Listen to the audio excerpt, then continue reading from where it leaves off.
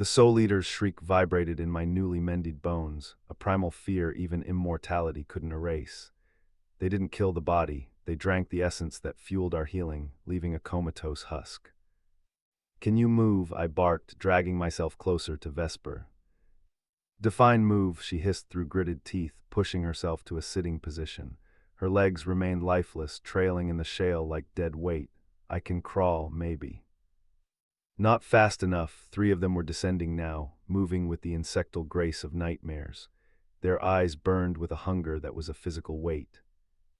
"My dagger," Vesper gasped, nodding toward the obsidian blade 5 feet away. "Get it." I lunged, my body was a riot of conflicting signals. I clawed at the dirt, my fingers brushing the cold glass hilt just as the first creature landed with a heavy thud. It sprang. I rolled onto my back, slashing blindly. The obsidian bit deep into the creature's forearm. It screeched, black ichor spraying my face, burning like acid. I kicked out, sending it stumbling back. "To me," Vesper yelled. I scrambled backward until my back pressed against her side.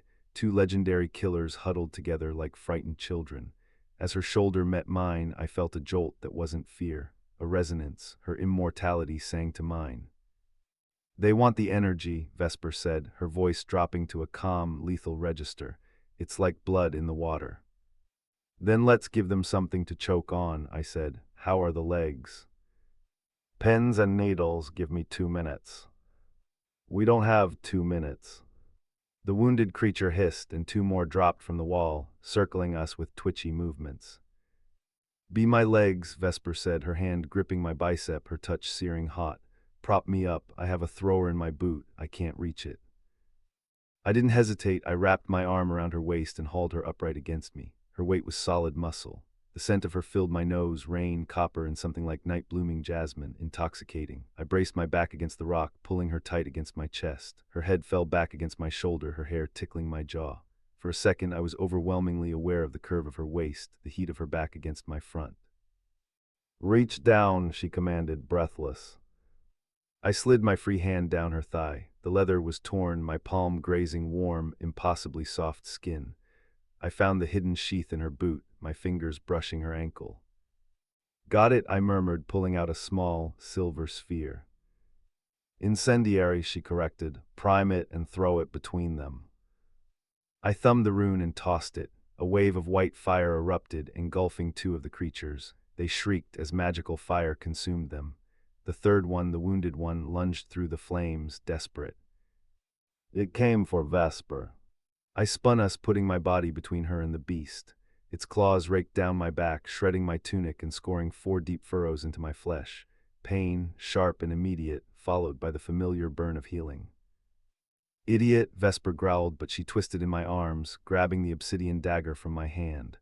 With a roar of effort, she drove the blade upward under my armpit and straight into the creature's throat.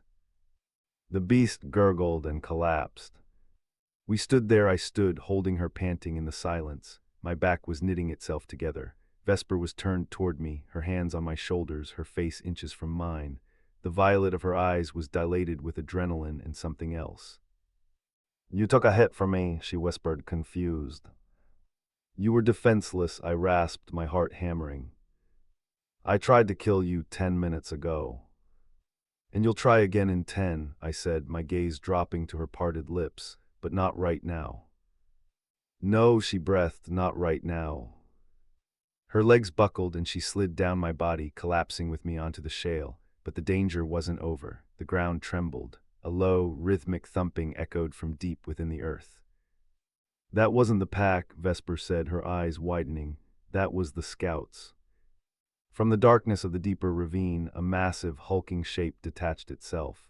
The size of a carriage, a matriarch soul eater. "We need to move," Vesper said, stumbling as she tried to stand. "We can't outrun that," I said. She looked at me, a wild calculation in her eyes. "We don't need to run, we need to overload it, touch me, skin to skin, connect our circuits." "Vesper." "Do it," she yelled as the matriarch roared. "If we loop our regeneration cycles, the feedback will be toxic to them. It's a theory. I never had anyone to test it with."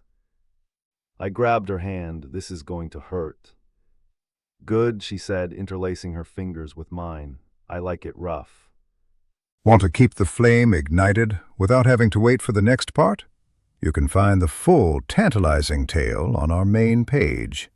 See the link in the description.